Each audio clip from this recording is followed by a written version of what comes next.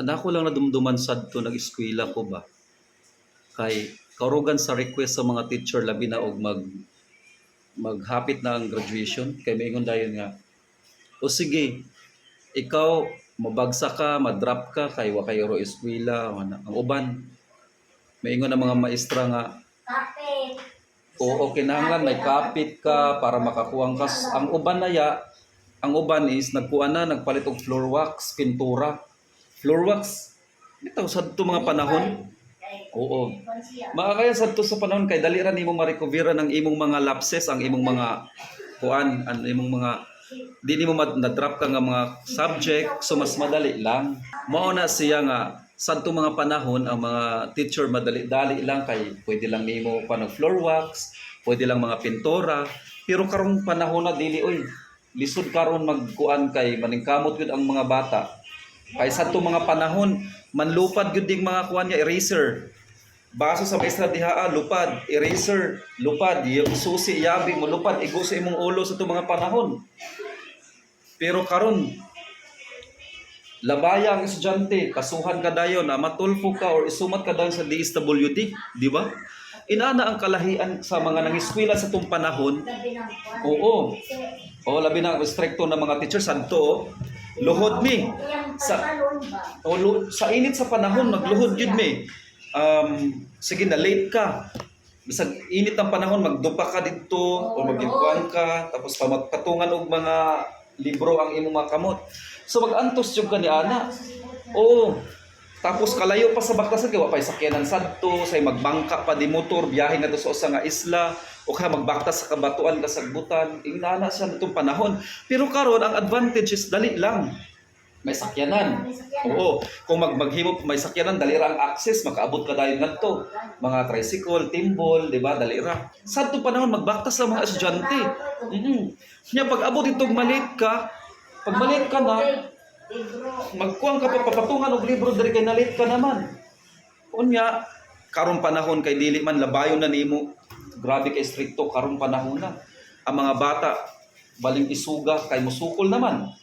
Orugan, di ba? May mga teacher ba nga gipangkasuhan o gipambalhin sila og kanang oo, uban gipambalhin sila pang swap, pang transfer kay kini laging nakasala kuno sa estudyante pero sa tong panahon hut-hut ang among ilong among sipon. Among sipon hut-hut ya ug among luha ug among singot. Kay sa kainit ibuwad man mi. Labi nagmalit ka flag ceremony. Unya banha mo. Maamong ka maigog ka ilabay man ang eraser ug ang yabi sa guntok imong ulo, bukol ka hilak. Pero karon labayang estudyante sumat ka sa bulodi patulfo ka dayon. Anang kalahian sadto pero sadto damong nakagraduate, damong mga may diri. Grade 1, grade 2 pa kamao na mo basa. Oo. Grade 1, grade 2 kamao na mo basa, Inglesero na di ka sapot og di ka tapos og elementary. Na akong papa ay elementary lang kutob pero ang may listo mo English. Oo. Listo mo English.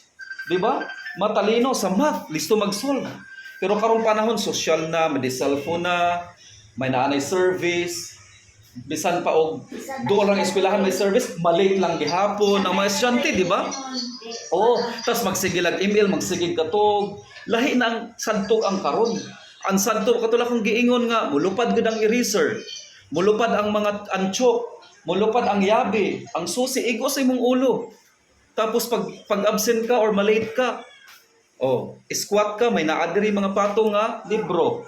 Di hila ka. Pero karong panahon na, ana ang estudyante, sumbong ka dayon ngadto sa labaw, sa DepEd, sumbong ka sa tulfo, kan tulfo sa DSWD. Pero sa itong mga panahon guys, mind you ha, damong nakapasar, damong mga matatalino, damong mga bright, damong mga Inglesero, Inglesera tong panahon na. Diba? Dili pa na uso ang kanang social media nga kanang mga duwa nila sa online game, nagiingon nila, mga ML, mga COC unsa pa. Damo usa man nga nakasira karon sa mga kabataan sa pag-aram sa pag-eskwela. Oo, kanang duwa, sige na duwa. Pero ang ngayon unta to mga panahon na og natutukan lang gid no kaso lang kay dili pa gud high-tech tong mga panahon na nga ang mga bata nga bisan pa eskwatan sa kainitan okay lang di mo sumat pero nadisiplina sila. Ang karon disiplinaha, sumat ka sa ginikanan, sumat ka kan 12, sumot ka sa DSWD sa DepEd. Kaluluoy di ba ang mga teacher pero purya kwan la sa mga teacher nga maayo may naman po teacher nga nga murag nasubrahan lang pod sa ilang pagdisiplina sa mga estudyante, pero mostly maayo talaga mo disiplina sa mga panahon. Oo. Ang mga bata sa itong panahon dali ra makabasa, dali ra maka-count, maka-ihap. Di ba? Karon pod ang mga bata iya kay nagara sad. Oh, mamarayaw sila. Kay abil labanan man. So man gyud ang kalahian sa mga estudyante sa itong panahon og karon, no? Sadto ba madadalag og floor wax, madaladala lang og kanang pintura. Oo, karon dili oy. Dili basta-basta nya. Ipa-squat ang estudyante. Ay sumat tayo ng ginikan, patawag ka dahil sa ginikanan, then ipatulfo ka or pa-DSWD, inaana karon ang panusod dako na ang kalainan. So timbang-timbangon na lang ginatuhain ang tama hain mali, di ba?